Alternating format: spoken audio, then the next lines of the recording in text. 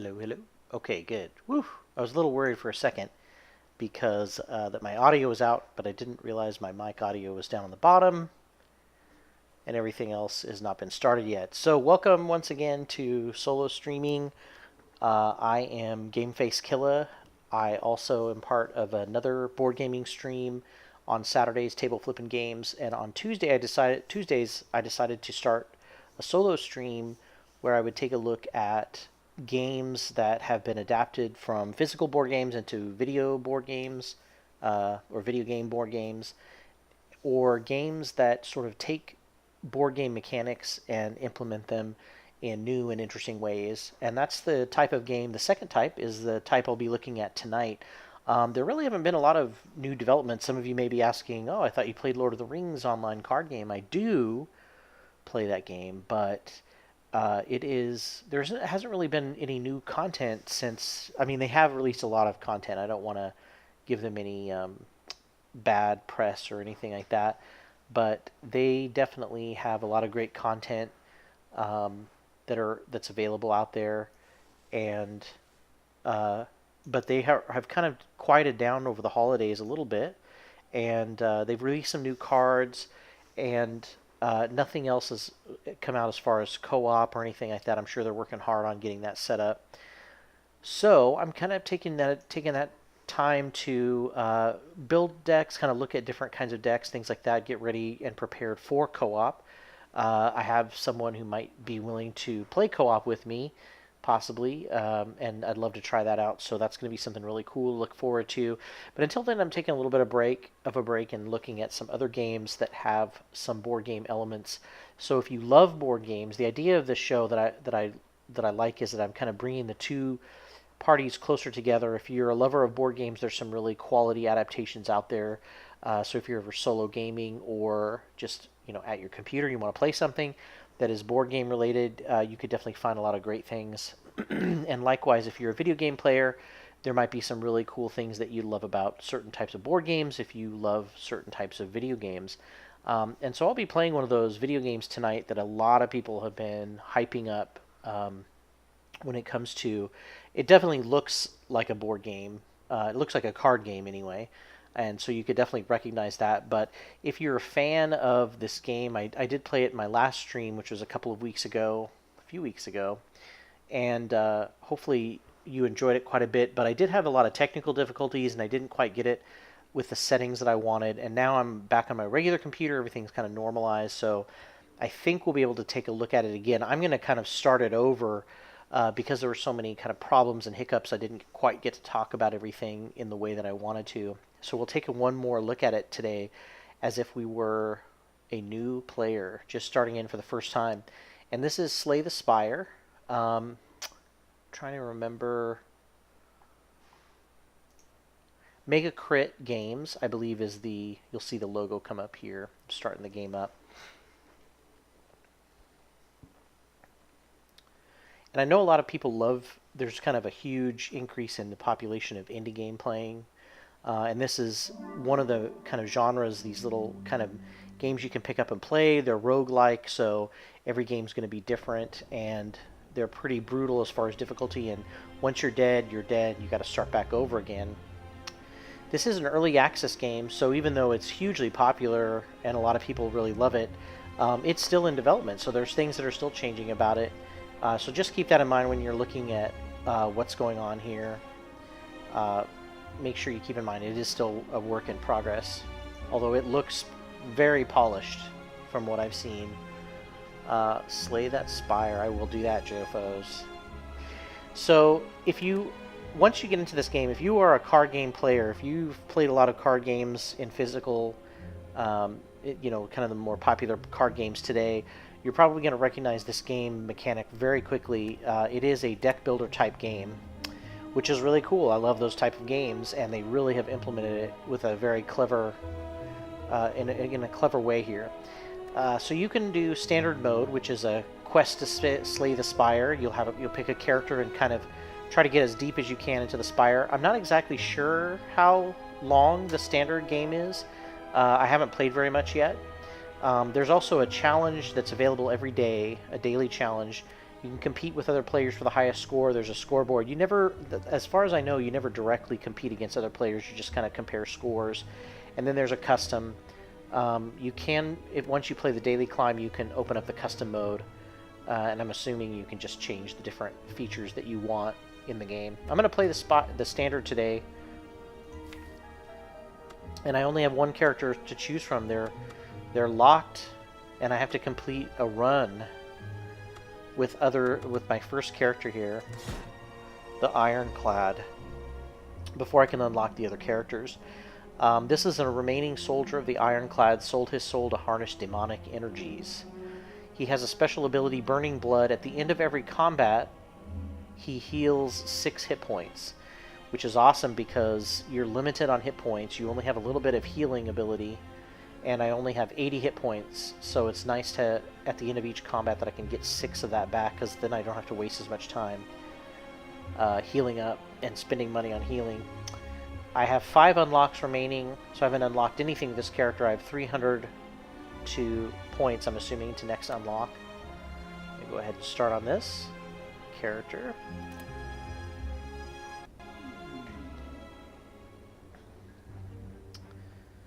Alright, so this is Act 1, Exordium. You'll notice when the game starts you don't really get much of a tutorial, but it is so easy to pick up and play this game. You just kind of... Okay, it's a giant whale. I'm going to talk. He's asking me if I want another try. So, some of the encounters you have, you'll have choices. And at this point I can transform one of my cards from my basic deck. Remember, in a deck builder game, you get a basic deck of, I think I have 10 cards in this deck. And at any time, I can view all the cards I have in my deck. I start off with 10.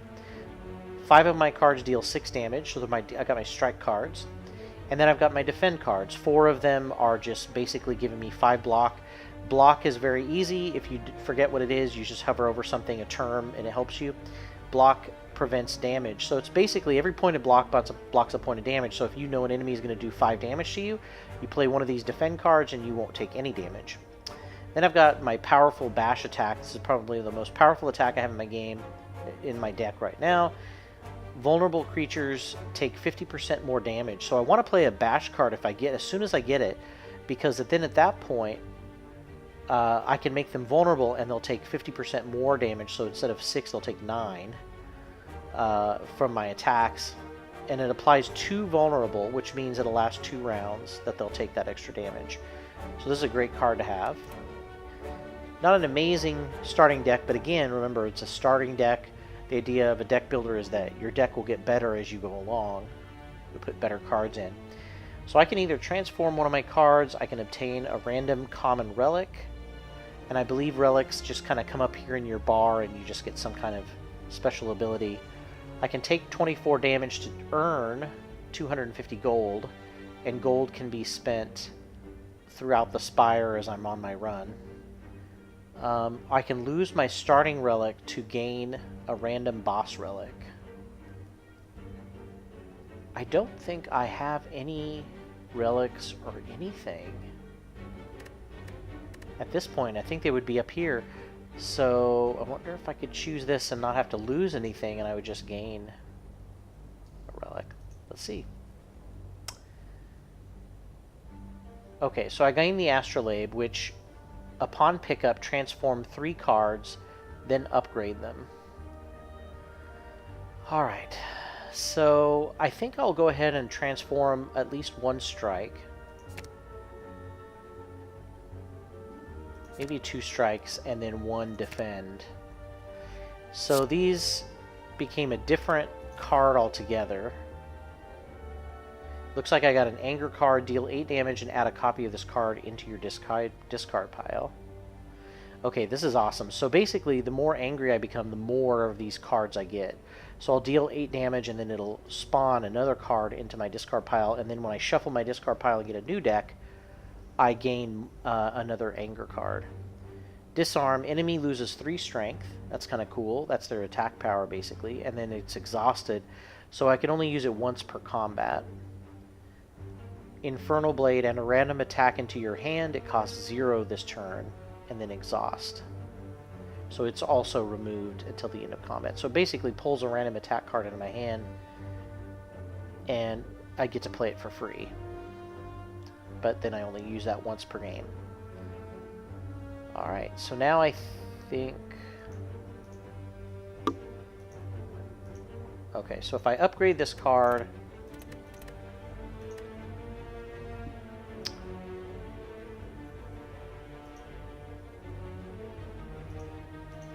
Okay, I guess it went ahead and upgraded these cards too. Upon pickup, transform 3 cards, then upgrade them. So it must have automatically upgraded these cards. Yeah, upgrading cards make them more powerful. Okay. Risk, reward. So I leave. Now at the very beginning of every run of the Spire, you're going to be taking a path of your choice to the center here, where you'll have a boss fight. And this path that you choose, you get to start your starting point, and then you're either going to fight monsters, there's unknown encounters, eventually there'll be fire or rest points where you can gain some health back, and also forge better cards, improve your cards. You can find merchants, you can find treasure, and then of course there's also elite enemies that you'll run into towards the end. And so I have to decide which way I'm going to go. Looks like if I go to the left, I'll have an earlier rest spot, more random encounters to the right.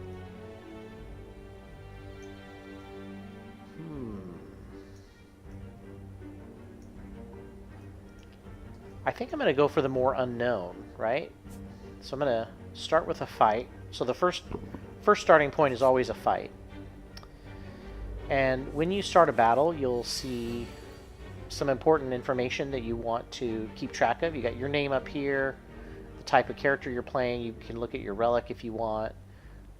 Hit points, I've got 80 out of 80. I've got 90 gold, no potions. I can take potions to gain bonuses or hinder enemies. I'm on the first floor, and then you can look at your map at any time. You can look at your total deck of cards, which is 10. You can look at your settings. I can look at my draw pile. So basically this lets me know at any time this is what I have left in my draw pile, but you'll have to remember this is not... they're sorted by rarity, not the actual order that I'll get them from my deck, which is random. And then obviously you'll see my hand of cards here, and I can just hover over them and it will zoom in. My hit point totals and the enemy hit point totals are below us in a health bar. I can end a turn at any time, but obviously I want to play cards first, and then I can look at my discard pile at any time, and if I click on it when it's empty, it'll tell me it's empty. But I can look at my discard pile at any time, and I think it even puts them in the right order. Obviously it's a face-up discard pile. So, I am facing a 52 health cultist, who's very crazy looking. He does have a buff to start off with. Or basically what this is a lot of times when you see the thing hovering over their head, it's a symbol of what they're going to do next. So it gives you a little bit of a hint, which is nice. He's not actually going to attack me, so I don't necessarily need to play a defend card, which would waste some of my energy. I can just literally just attack him as much as possible before he plays this buff on himself that's going to give him some positive effect.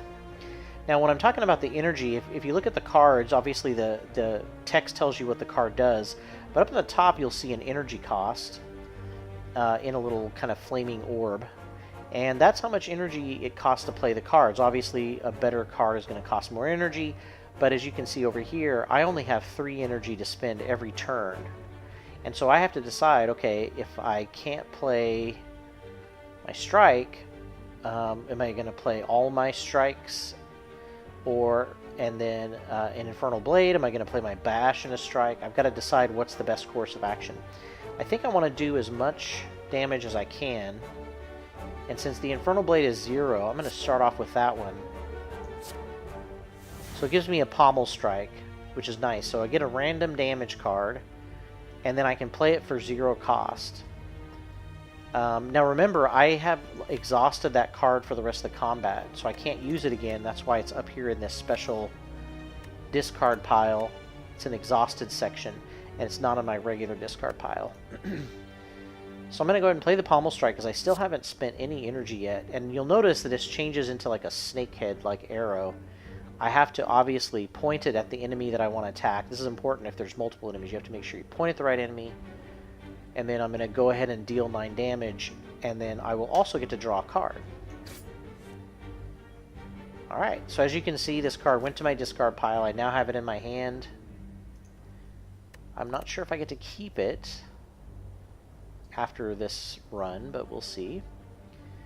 So I have 3 more energy, 5 cards to choose from. This is my next highest damage card. It's going to deal 8 damage and apply vulnerability to him for 2 rounds. Even though it costs 2 energy, it's kind of worth it because any cards that I play from that point on are going to be worth more damage. So as you can see, I've made him vulnerable, and it will keep track of how many turns I have left for him to be vulnerable. He's going to take 50% more damage. And what's cool is, you'll notice it says deal 6 damage, but as I move it over to this guy, you'll notice that because he's vulnerable, the damage has automatically been changed to reflect the modified damage based on the debuff I just put on him. Which, that's one really cool feature of this game, is it automatically calculates stuff for you. So I'm going to go ahead and deal that 9 damage. And now you'll notice the end of the turn button is blinking because I have no energy left, so I can't play anything else. Now I'm going to lose these cards, I believe. So this is like a true deck builder. At the end of every hand, or every turn, you discard the cards you have, and then you get a whole new set of 5 next round. Yep, so they're all discarded. He now played Ritual on himself. So at the end of his turn, he's going to gain 3 strength, and that's going to give him a buff to his attack, so he'll do more damage. Now right now he is intending to be aggressive on me. He's intending to attack for 6 damage, and then later on after this turn he's going to get even more damage because his strength will be higher. So I could play Anger because this will allow me to deal more damage, and remember, it because he's still vulnerable for 1 more round. Not only does this card cost nothing, but it's going to deal 12 damage and put another copy of it in my hand, or in my discard pile. So you'll notice there's 2 Angers here now instead of 1. And I think they just keep regenerating new cards.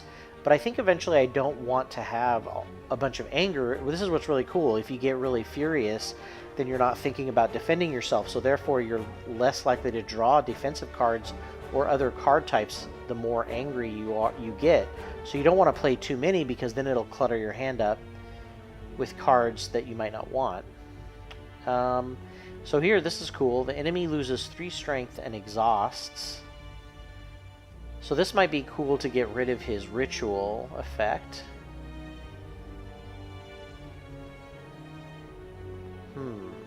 Oh no, the card just means exhaust. I'm wondering how long he loses strength. For 3 rounds, I think. So it seems like that might be a good idea. Because it'll kind of negate his ritual for 3 turns.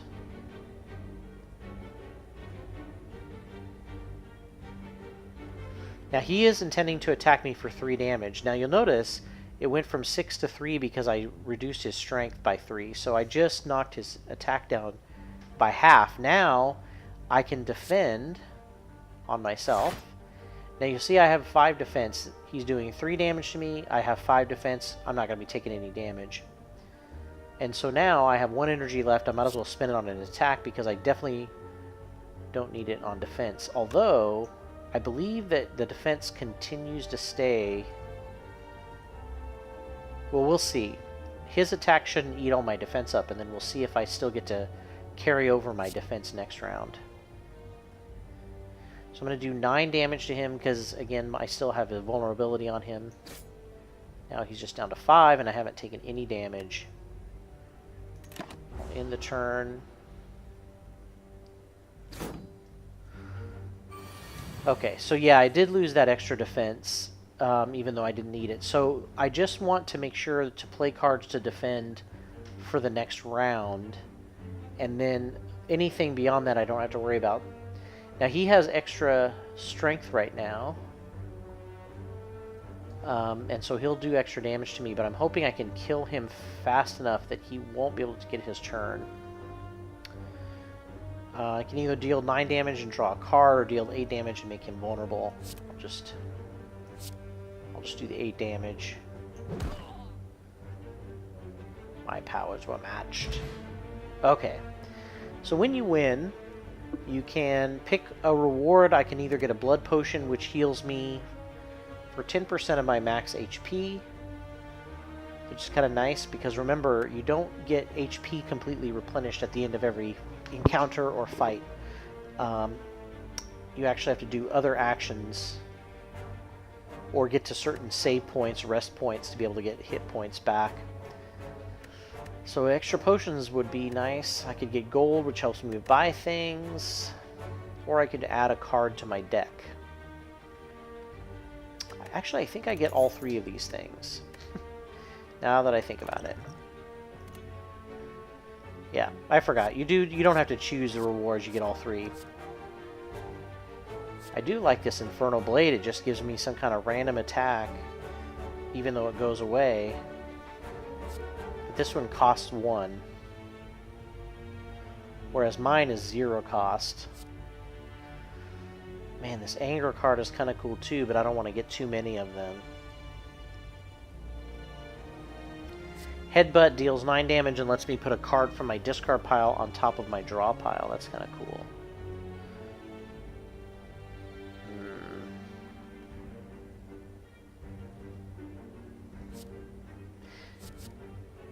Technically, even though this Infernal Blade costs 1, the fact that it changes an attack card into 0 is pretty awesome. Maybe I'll go ahead and get that. So you'll notice I've got this encounter circled. I've finished that. And I'm going to go ahead and go on to the next encounter, which is mysterious. You fall into a puddle. It's made of slime goop. Frantically, you claw yourself out over several minutes as you feel the goop starting to burn. You can feel goop in your ears, goop in your nose, goop everywhere. Climbing out, you notice that some of your gold is missing. Looking back to the puddle, you see the missing coins combined with gold from unfortunate adventurers mixed together in that puddle. I can gather the gold for 75 gold, or I can just leave it and lose the gold I lost, which was 24. But I lose 11 hit points for the first option. I think I'll be brave. I'm going to gain it. Feeling the sting of the goop as the prolonged exposure starts to melt away at your skin, you manage to fish out the gold. So now I'm a little hurt. I'm hurt a little bit, but that's okay. I don't have too long to make it to a rest stop. So I got another fight here. So I'm fighting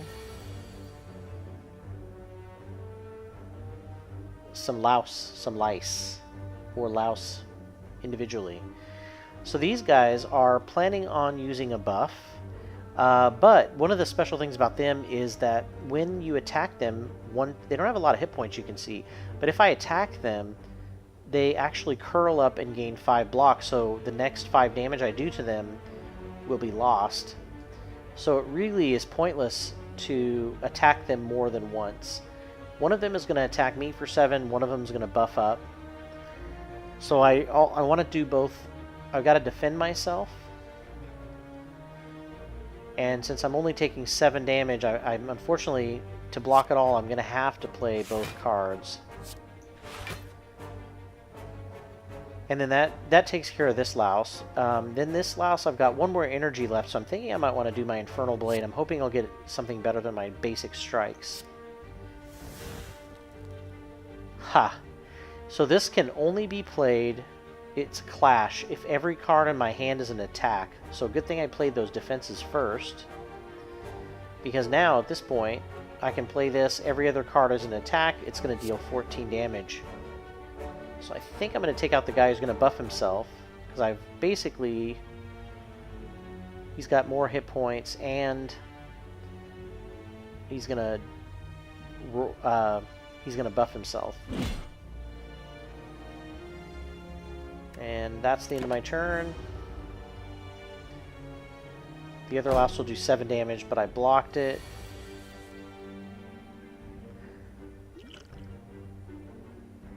So 10% of my max HP is 8 points. I mean, I could just take that potion.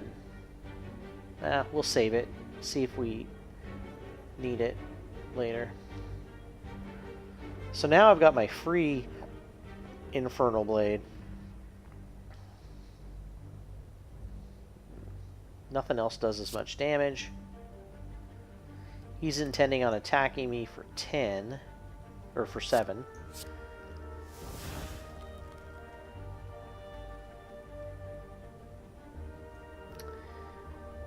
Deal 8 damage and then increase this card's damage by 5 this combat.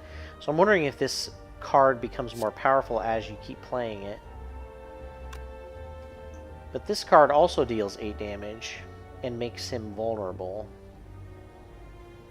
Oh, but this is free. Okay. Well, so now he's got 2 hit points left, but he's got 5 block, which means I need to do 7 points of damage to kill him. Which I think I can do with my bash here. Yeah. So I got 13 gold, and you'll notice this is the deck building part of it, right? Yeah, I know. The goop is back. So Joe, I completely forgot that the rewards, you actually get all of them. So you don't have to choose, which is cool. And the deck building part comes into play here because every time I win a combat, I'm going to gain a card. Iron Wave, gain 5 block, and deal 5 damage. Man, so this card looks awesome because I can defend and attack. I can lose 3 HP to deal 14 damage. Hemokinesis.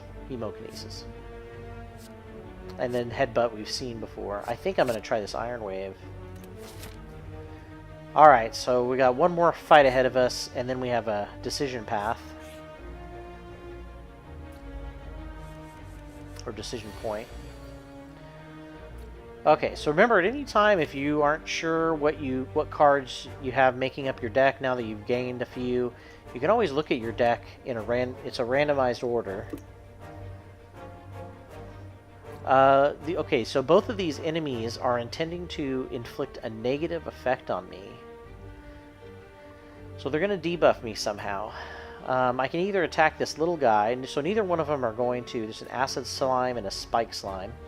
The acid slime would be easy to take out in one hit with my anger. But the spike slime, I mean, it's always better to take 1 negative effect than 2.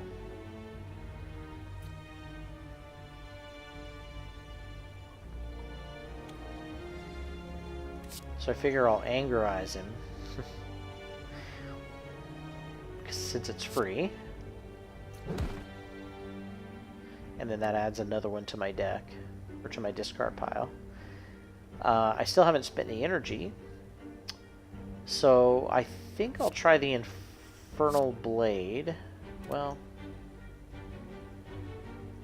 let me do some block, because I know, well, I don't know.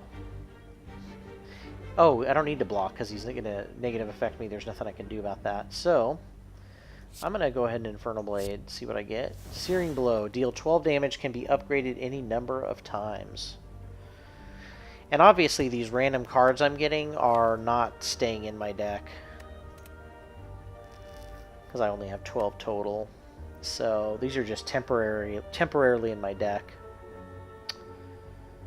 So 12 damage is definitely the way to go, and it's 0 cost. So I have him almost down to halfway. I might as well do 6 more damage, and then my last damage opportunity. 7. I'm not going to need to block, so I think I played pretty well efficiency-wise. He's licking me, which made me frail. So that means when I play block cards now, I get 25% less from them for 1 turn. Now what's cool is, if you notice, they're automatically adjusted, so you see exactly how much block you're going to get if you play it. So normally I would have gained 5, now I'm only getting 3. And he's not planning on attacking me after that. Following that up with an attack would have been smart, but he is just choosing to put another negative effect on me instead. So I'm going to go ahead and start with my Infernal Blade, which will give me a free attack. That does 13 damage, which will be more than enough to kill him. Alright, 16 gold. Power Potion. I can choose one of 3 random power cards to add to my hand, and it costs 0. So it's like a free power card. And then once again I add another card to my deck, slowly building it up. Warcry. Draw 1 card, put a card from your hand onto the top of your draw pile. So that kind of lets me adjust. If I don't need defense, for example, I can put that back on my... after I draw a card, I can put the defense back on my draw pile if I don't need it. There's also Rage. Whenever you play an attack this turn, gain 3 block. I really love that. And that's any attack the whole turn. And you'll notice Rage is 0, so that basically means every attack is going to add 3 block if I use 1 energy for each of my attacks. That's a total of 9 block, because each attack is going to give me 3 block. I love the idea of doubling up on attack and defense. Battle Trance lets me draw 3 cards, but I cannot draw any additional cards this turn. I think I like Rage. Okay, so now I can either do a mystery event or another fight. I think I'm just going to take the mystery event, because it's always kind of more exciting.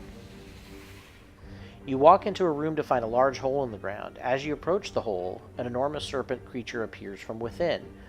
Ooh, ooh, hello, what have we got here? Hello, adventurer, I have a simple question. The most fulfilling of lives is that in which you can buy anything. Don't you agree? I can either agree and gain 175 gold, but I become cursed, which puts a cluttered card in my hand. And that sounds terrible, and it gives me weakness at the end of my turn too. So I can't. It decreases my hand size basically when it's out, and I gain weak condition. So I'm going to disagree. Stare with him at a look of extreme disappointment. Sorry, buddy. So we're getting into another fight here. So I got a jaw worm and a louse. So you'll notice these guys are getting a little bit harder here. They're both going to attack me. Altogether they're doing 17 damage, which is a huge amount. It's so large, in fact, that I'm going to have to spend all of my energy just defending it. And I'm still going to take 2 damage.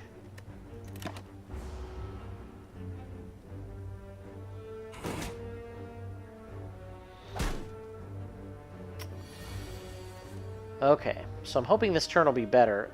This guy is going to go on defensive, and he intends to block and use a buff on himself. This guy is going to put a negative effect on me.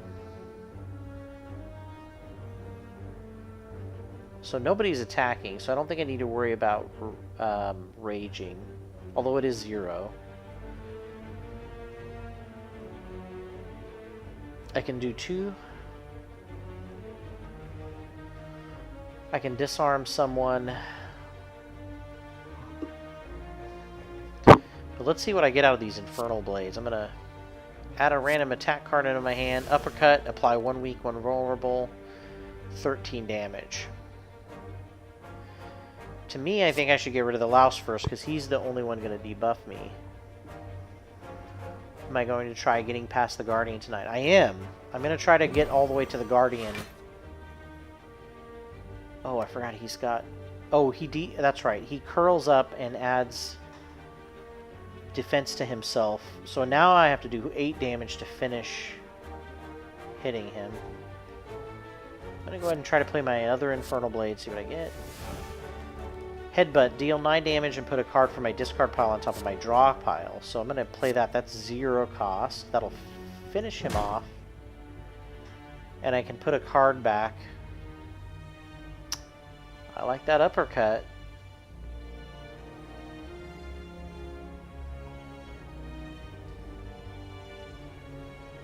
But it does cost 2. Just going on top of my draw pile, though. Yeah, but it gives me a weak and a vulnerable.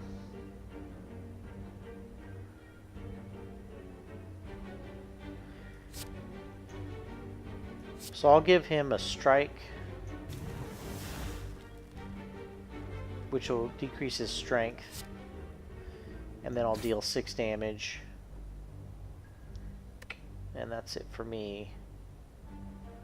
It's interesting that the end of turn button is not activating. I wonder why that is. Maybe, oh, because I can still play Rage. That's why.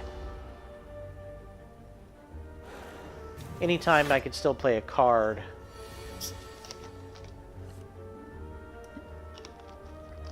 I think it will keep from activating that end of the turn glow. So I really would... So he's going to deal 11 damage to me, so I really have to try to defend as much as possible. I think if I make him weak and vulnerable, that's going to be a good bet because... Yeah. Even though, I mean, I really can't play... That's going to do...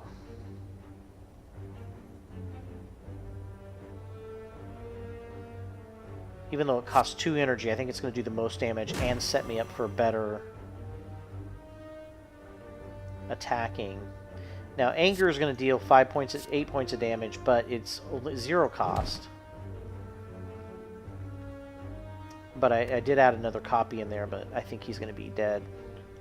Now, the only other thing I can do for myself is give myself 5 block, 7 damage. And you'll notice he's not doing as much damage because I weakened him. But that's about the best I can do. So I'm actually going to take 3 damage.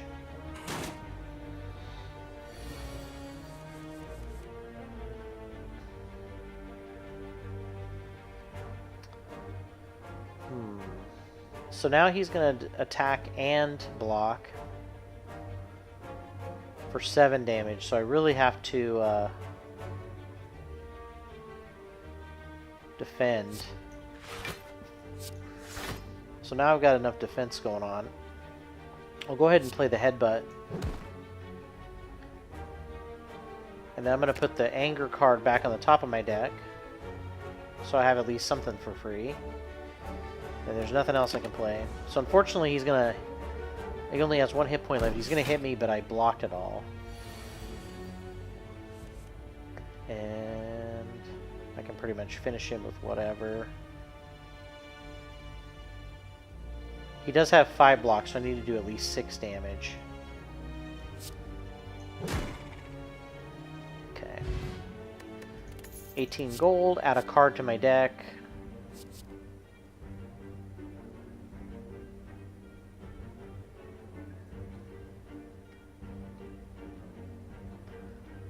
Armaments is kind of cool. I get 5 block plus upgrade a card for the rest of combat.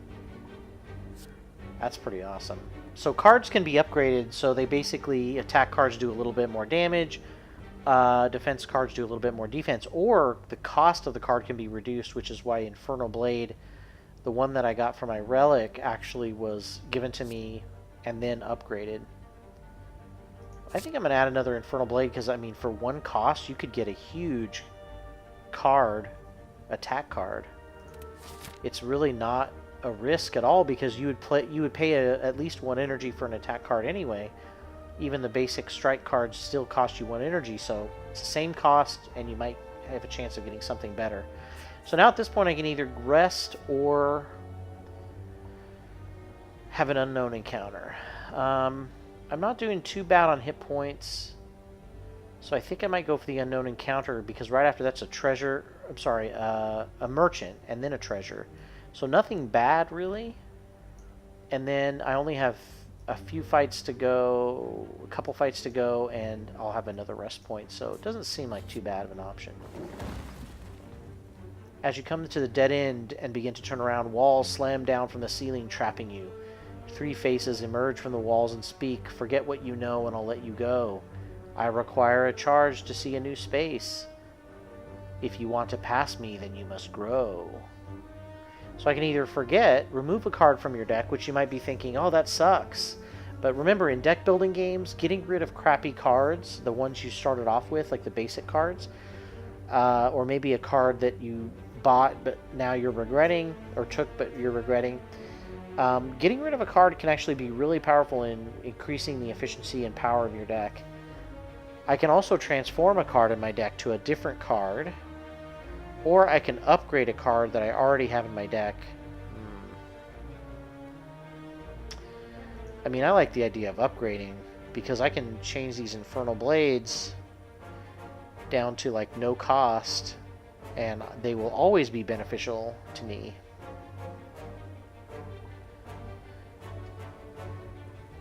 So if you click on a card, you can, what's cool is you can see what the upgrade's going to be. So for 2, I can make Bash Plus. It does 2 more damage and applies vulnerable for another round. That's a pretty good card too. Infernal Blade becomes 0. That's the only benefit of Infernal Blades. Strikes do more damage. Defends block more. Rage, what happens to Rage? So it applies 5 block whenever I play an attack. Man, that feels like that's going to be really powerful too.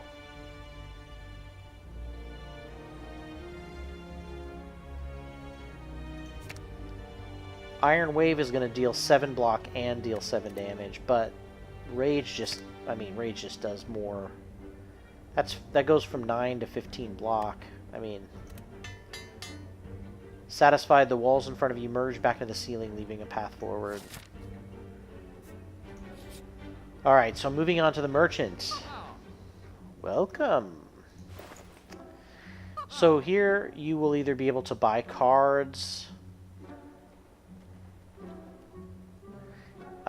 You'll notice these cards are different. Like there's cards like skill cards, which don't cost anything.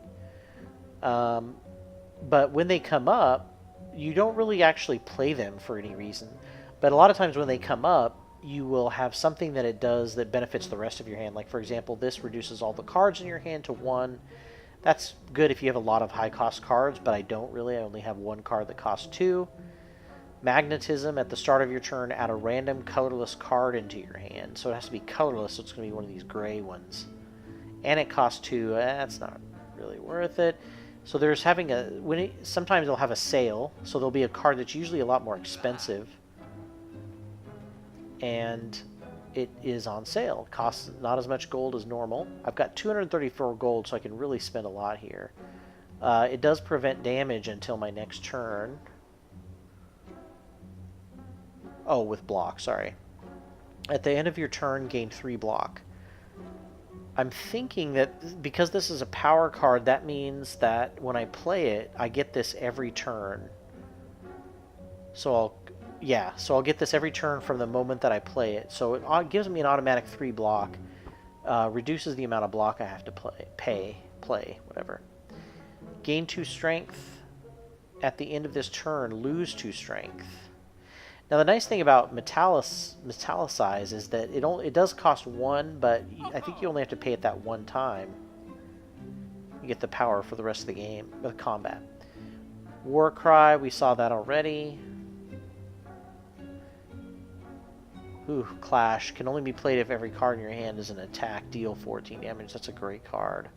Carnage, Ethereal, it's an attack, deal 20 damage. Oh, okay, so Ethereal is cool because those cards will be exhausted if you don't play them. So it costs 2 energy, but if I don't play it, it's removed until the end of combat, so it's a loss. I gotta try to play it every time it comes out, which I don't really like that choice because sometimes I have to spend all my energy just defending. I kind of like Clash.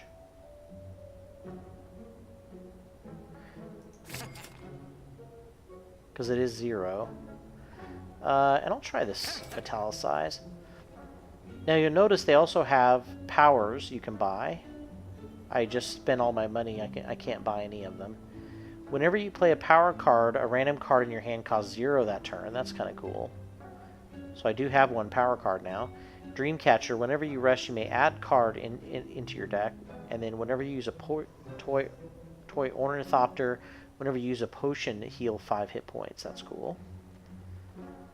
I can buy an attack potion, a weak potion, and a liquid bronze to give myself thorns or weakness to the enemy. I can also, for 75, remove a card from my deck.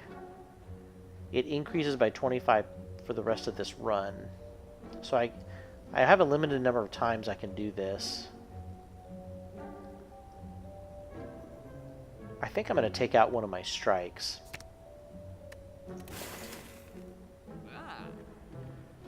So I'm down to 72. So it's really just a matter of... I don't think I want any of these cards. Or potions. So I think I'll just hold on to my money. And you'll notice I can't do it again here. I can't take out one of my cards again. I can only do it once each time I run into the merchant. So I'm going to go ahead and go on. Next space will be a treasure. 26 gold and a potion belt. Upon pickup, gain 2 potion slots. There we go, so I can buy more potions.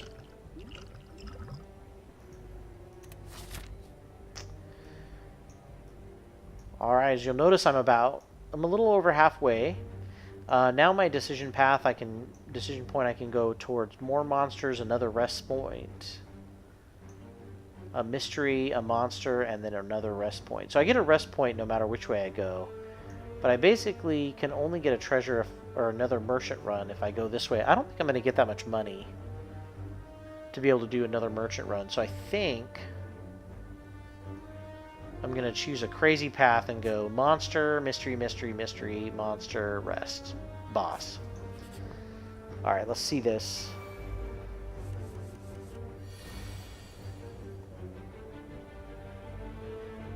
Alright. So I'm fighting a looter. He steals gold whenever it attacks, so it's probably good that I spend as much of my gold as I could. But he is going to steal 15 when he attacks. He's going to do 10 damage this round.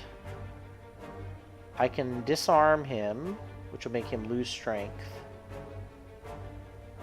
And then I've also got one option for block, which is just going to block 5 damage, unfortunately. So I definitely should disarm him. But let's see what this Infernal Blade does, because it's free. Twin Strike, deal 5 damage twice. I mean, it's free. I might as well play it.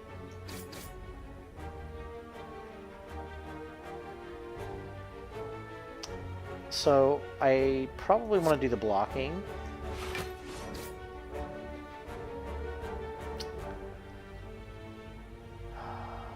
So I've got enough for another Infernal Blade and Disarm. Right now those are my best options. Let's see what Infernal Blade gives me. Pummel, deal 4 damage. Deal 2 damage 4 times. So I think what the point is of some of these cards is, you might be saying, well, why doesn't it just deal 8 damage? I think the reason is because there's some things that affect attacks the first time but not the rest of the times. And so that would be a good card to play in that case. So I'm going to go ahead and disarm him. He'll lose 3 strength, which means his attack will be decreased. I couldn't do really much else to make his attack go lower. So I'll still take 2 points of damage. The thing that I really like about this game is everything is very predictable. It's a little random. Obviously the cards you get and exactly what they're going to do when they attack and things like that, or debuff. But you can always calculate a lot, which I really love too. I know he's doing 7 damage. It's kind of like a good card game or board game where there's a lot of elements that you can have tactics to kind of defend against. So for example, do I want to spend 2 of my energy to defend 7 points of damage, or do I want to metallicize and then do some other things? Like for example, I could defend, but I could also rage. So anytime I attack, which right now I only have... I don't have a lot of attacks, but at least this attack is going to give me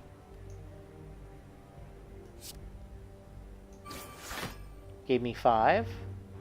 Because remember, I buffed up my rage. Or what was that I played? I buffed up my rage, yeah, so I gave myself 5 block instead of 3. So now I'm blocking everything except for 2. I think I'm going to go ahead and play my Metallicize because even though the defense give me more, I only need to block 2 more. Plus, I think I get this power every... Oh, I get it for the next 3 rounds, looks like. Well, that's not bad. Or maybe that's... I get this power all the time, and 3 is what it gives me. 3 block. Well, we'll see. I'm just going to keep going.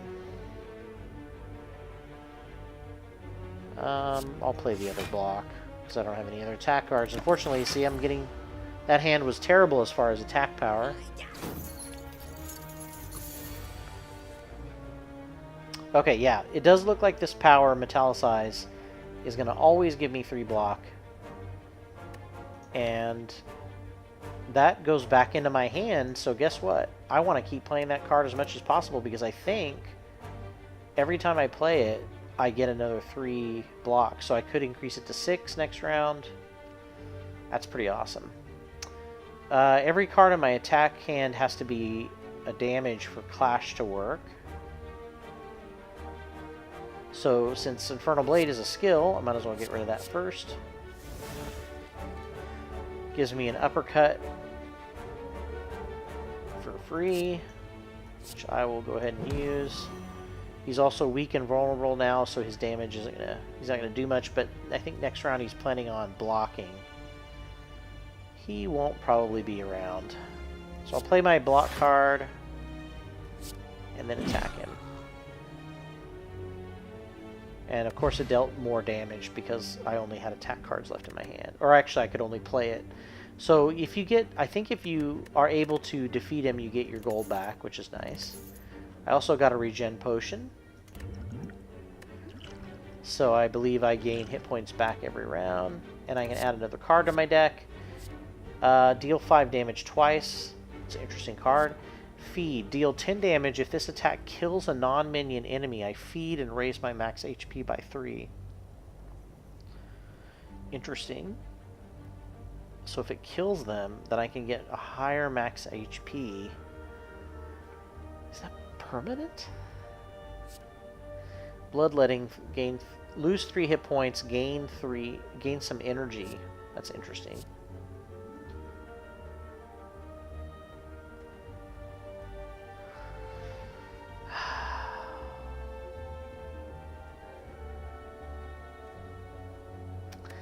I mean, I like the Twin Strike a little bit more because I don't know that I have a lot of time left to feed and give myself HP before the boss fight. So now I'm going to go for a few mysteries here.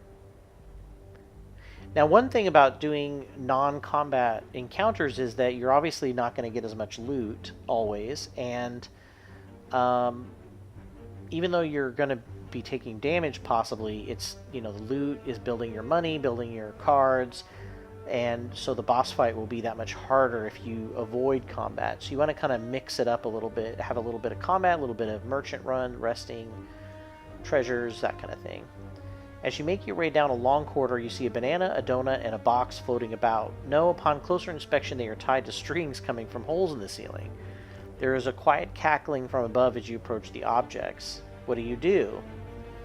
Do I heal 26 hit points by taking the banana?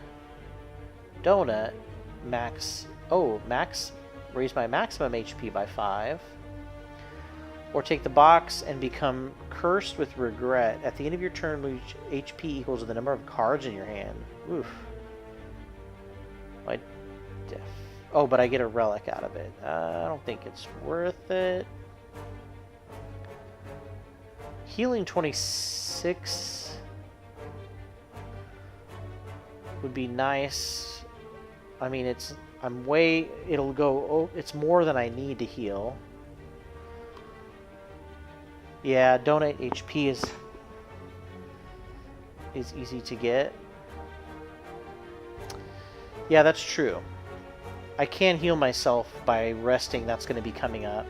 I've got lots of potions. It hit the spot, my max HP increases. Yeah. Yeah, that's a good point. I can always heal up. So I can either go for treasure... I'm sorry, merchant. I keep saying treasure. See a treasure bag, I think treasure. I'm going to go for another mystery. Ooh. So sometimes the mystery is a fight. You never know what you're going to get. So I've got some spike slimes, some little guys, and an acid slime. I've got a few of them are going to attack me. So this is the problem, right? Because I got a lot of damage coming at me. 18. Every card in my hand has to be an attack for me to play that one card.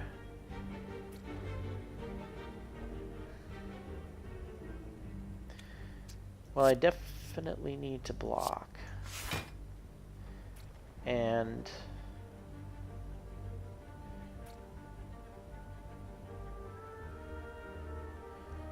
I'll decrease the strength to get rid of this skill. So that knocks his attack down to 2, which means I'm only taking 15 now. And I can destroy one of the enemies that's going to be doing... Well, yeah, this is free. And so now I'm only taking 10. And if I play my other block, I can deal 5 damage on top of that. I'll go ahead and hit one of these lesser guys, or one of the guys that's higher hit points, and I also block for 10, so now effectively I should be blocking everything, although I still have to take this debuff. I couldn't have done anything to cancel that anyway.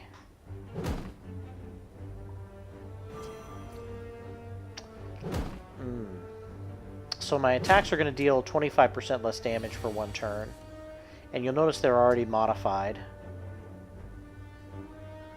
So whenever I play an attack this turn, I'm going to gain some block.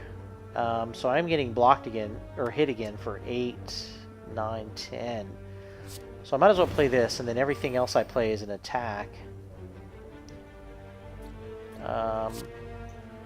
So this will do exactly enough to take this guy out.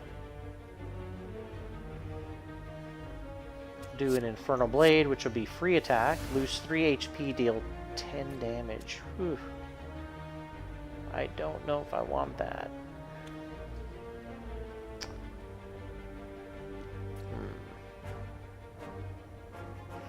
I'm still taking...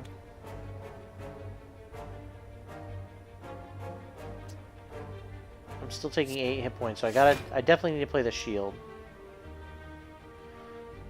So now I'm blocking all damage. It seems silly to lose my hit points for no reason. So I'm going to start applying damage.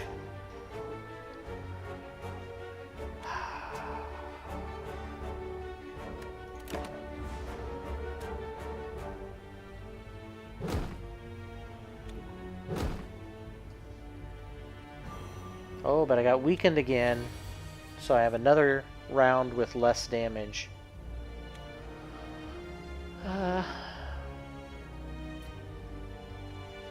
going to go ahead and Infernal Blade, see if I can get something that really pumps up my damage. 6 damage to all enemies. There you go. Cleave. This is the exact perfect thing for these groups of enemies. So killed 1. The other 2 are now down to 2. Now if I do 3 damage twice, does that mean I can pick 2 different enemies? It doesn't look like it.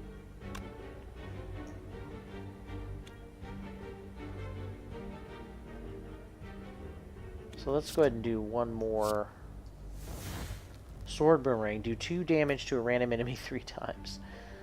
Okay, well that's free, so might as well play it.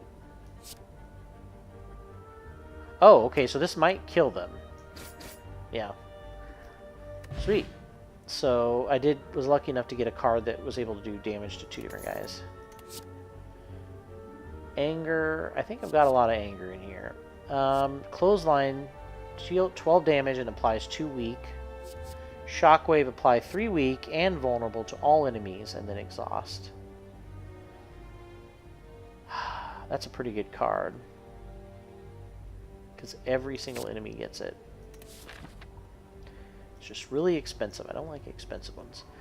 Alright, we got another mystery coming up.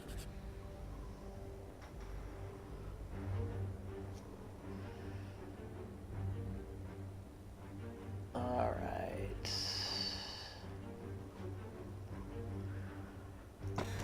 Toxic Egg Relic. Whenever you add a skill into your deck, upgrade it. Okay. So the problem is I don't think I'm going to be I don't think I'm going to be getting any more skill cards. Alright. Fungi Beast. It's like dead rats with fungi controlling it. So this guy is going to use a buff himself up. So kind of the same. Nice. It's nice to know the symbols are kind of uniform. This guy is going to attack me for 6. So I got to block 6 damage. It seems like the Infernal Blade is always a good way to go. 7 damage shuffled Dazed into your discard pile. So I'm assuming Dazed is going to give me some kind of status that I can't play that's going to clutter up my hand. So I don't... Man. I don't think it's worth it for 7 damage. So I guess I'll disarm this guy. Well, wait. Deal 8 damage, apply 2 vulnerable. So his attack's down to 3. Now my shielding will block that. I guess I can... I'm not going to fall for it. So this is going to be a long battle. These guys have over 50 hit points. So now I'm getting attacked for 9. This other guy's going to buff himself up. So I could play my Shockwave.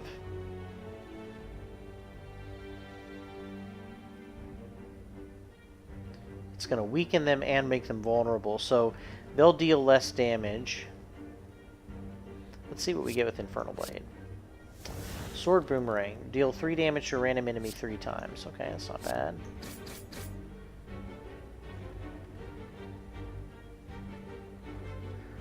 I think I will go ahead and Shockwave them because it's going to last a long time.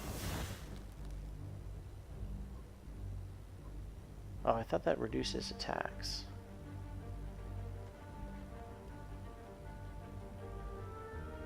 Huh.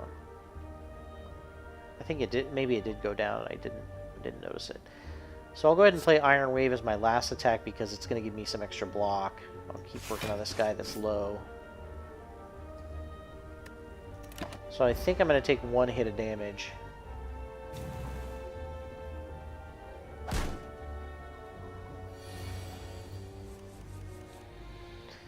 Alright, so I can Rage. He is going to attack me for 4, which isn't too much.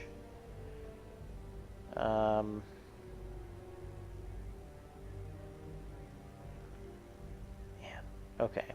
So I'm going to play Rage. Whenever I play an attack this turn, I'm going to gain block.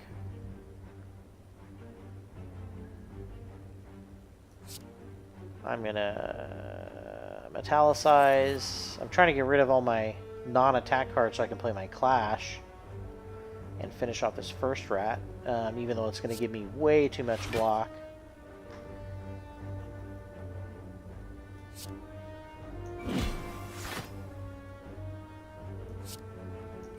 So basically I could play every single card in my hand and I still had 1 energy left. That's a low-cost deck there. Or at least a low-cost hand. Whew. Wow, so basically he's doing a lot of damage this round. He's strengthened himself up, which gives him more damage. I've made him vulnerable, which weakened him a bit, but man, I can't imagine how much damage he'd be doing if he wasn't weakened. So I've got a little bit of block coming my way at the end of this round because I played my Metallicize earlier. Any attacks I play this round will also increase my Rage by 5, which is awesome. I'm going to play my Infernal Blade, which will give me a free attack. 8 damage to all enemies. And... oh, I guess I won. Ancient Potion, gain 1 artifact.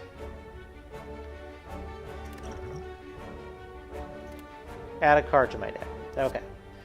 So my Toxic Egg, whenever you add a skill into your deck, upgrade it. So it's already upgraded, as you can see here. If I add this, I think it reduced the cost.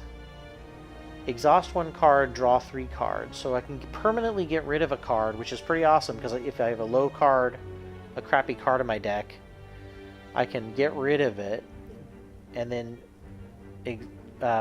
draw 3 cards.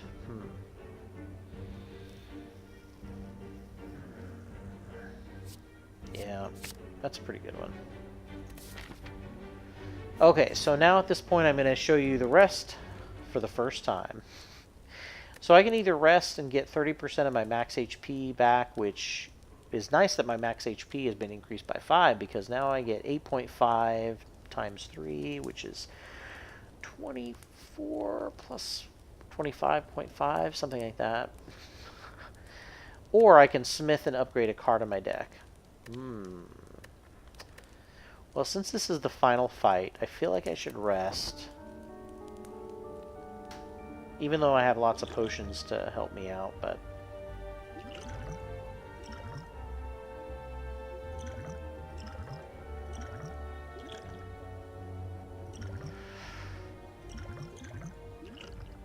Alright. Then I'm going to proceed, so we're ready for the big fight. The Guardian. This guy's got 250 hit points. I have no idea what they're going to do. So that's the hard part about the Guardian Hexaghost. You do not know what they might be doing. So I'm going to go ahead and play this card that gives me an artifact. I don't know what the heck that does.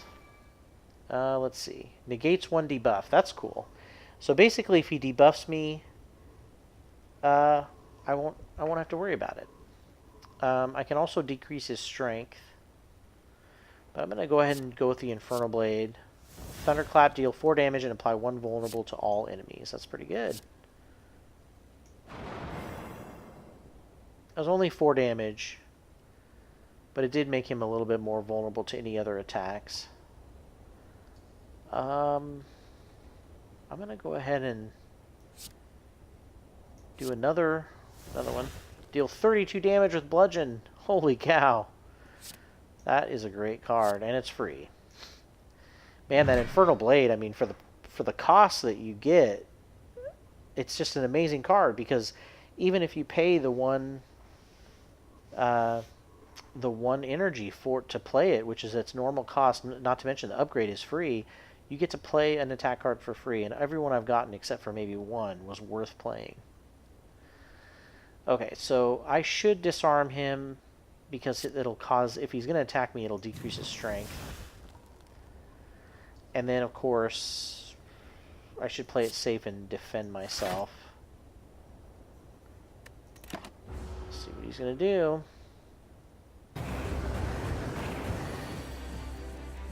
Oh, he's going to do 5 damage 6 times. So I'm going to be taking 30 points here.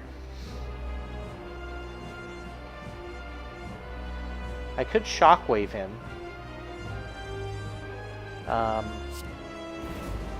I'm in a rage, so everything I play that's an attack is going to give me...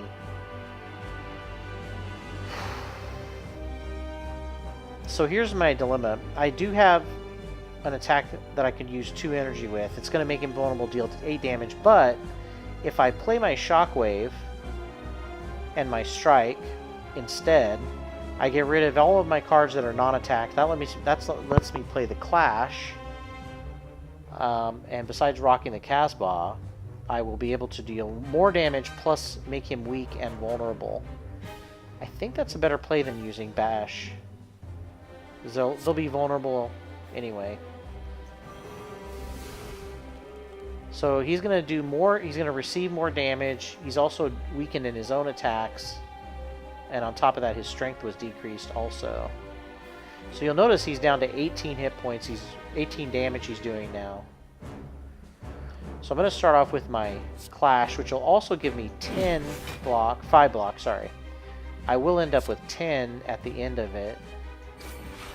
So I'm taking 6. You have to be very tactical in this last fight, because if you notice, he's got about 3 times the hit points you do. and you really don't want to take big damage hits. So I basically took very little damage in the big scheme of things, and did a lot of weakening of him. I got him down to maybe a third of, took down a third of his hit points. He is going to inflict damage and negative effect, so he's only doing 2 damage. That's not bad because I've decreased his strength so much. So I really want to, I do want to get some defense on there. Like my Metallicize would be good because I'd get it for the rest of the game, for the rest of this fight, which is going to maybe last a long time. So that extra 3 block is going to be awesome. I can exhaust a card and draw 3 cards. That seems good, especially if it's possible that I could... Let's see, what 3 are left? I've got an Infernal Blade and an Anger. Both are low cost, possibly much more damage. And then I still should have enough to do some defense. So I'm going to get rid of one of my defense. And that goes back into my hand, right? Yeah. Or into my discard, anyway. Okay, so I did get the Infernal Blade, the Anger. So might as well play the Anger now. Okay. Now the Infernal Blade is always going to be good because even though it costs me, it's one of the ones that costs me an energy. I can lose 3 hit points but do 14 damage. That might be worth doing at this point. I am going to give myself Metallicize first. Although I probably should have just done 5 damage and... Well, but Metallicize lasts forever. So it's worth it. I'm going to go ahead and Hemokinesis, sorry. So did a lot of damage and only took 3. And I'm blocking all of his damage, but he's also going to be negatively affecting me.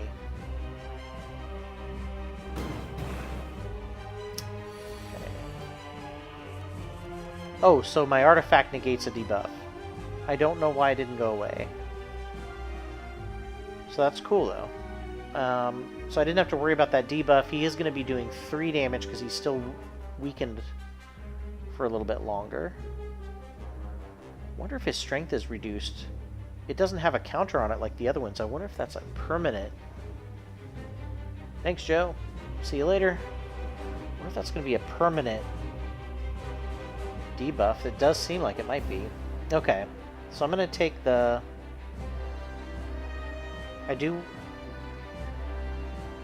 Status card burn. Unplayable. So this sucks because I can't play Clash now. Because not all of my cards are going to be attack cards, which sucks. Yeah.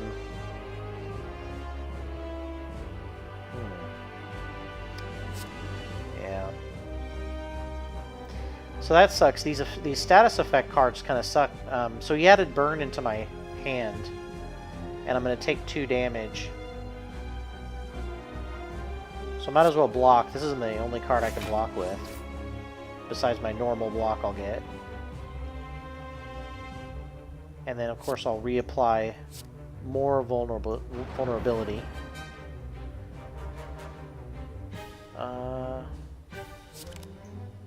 Don't have enough to play Bludgeon.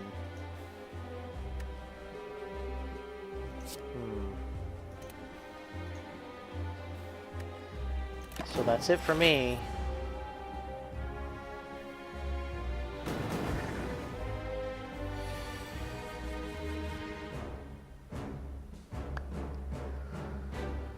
So I could draw some more cards by exhausting a card. He's going to do 3 damage to me, which I'll block automatically anyway.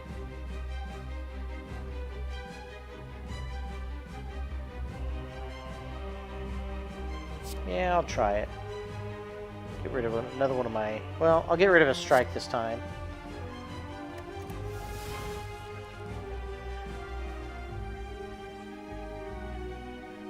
Got another anger card. It's kind of cool when they're in your... You can play a bunch of them. But I hope they don't clutter my hand up later. Oh, and I should have played this first, because that would have given me extra block. Not that I need it, but... So I think I will make, since I've got enough block here,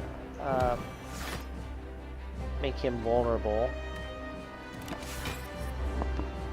And you'll notice now we're about even on hit points. And I'm blocking everything he's playing, although he is adding more. Fortunately, he's adding more of those burning cards to my hand. He's going to block and buff. So now is a good time to do some big damage. So you notice all of my cards are attack cards. That means Clash could be played. And because I'm buffed up, or he's weakened, I'm going to be dealing 21 damage. In addition, my Bludgeon is going to deal 32 damage. I think that's more than any other card, or maybe all of the other ones combined. That's a huge hit. So he is possibly down for the next round, although he is blocking himself quite a bit. So he rebuffed his strength back up. So I did negate it probably permanently, but he was able to beef it back up. I have 2 cards I can't even play. So I'm going to go ahead. He's going to be dealing 8 cards to me. All I've done is knock down his block. He's going to be doing 8 damage to me, sorry. So I might as well block 1 because that's going to give me 8. The 8 that I need to block it. If I bash him, this is basically the only other card I can play, make him vulnerable again, and do 12 damage. Thankfully, I've been able to keep him pretty vulnerable, which increases my attacks. And unfortunately, I'm taking a little bit of damage because of the burning. But I think I've got him on this round. So I'll start with anger and end with anger. Alright, so basically I get 103 gold, I got a swift potion which lets me draw 3 cards. I don't have to, so I'm assuming random artifacts are probably just something they're not like relics where you get them permanently, they're just artifacts or things that help you for the combat that you're on. I can add a card to my deck. This feed card is interesting. Exhaust all cards in your hand, deal 7 damage for each exhausted card. Impervious, if you remember, every time I gain a skill, it's upgraded. So I gain 40 block and exhaust. Wow. So if I have a huge damage that's going to be dealt to me, I just completely negate it. But man, it costs 2 energy.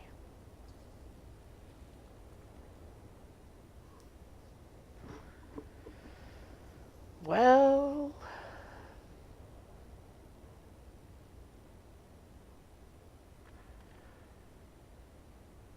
I think I might take the feed and try that out. Because if I keep raising my max HP, that's pretty cool. So you get a free chest. I can choose a relic. Philosopher's Stone, gain energy at the start of your turn. All enemies start combat with 1 strength.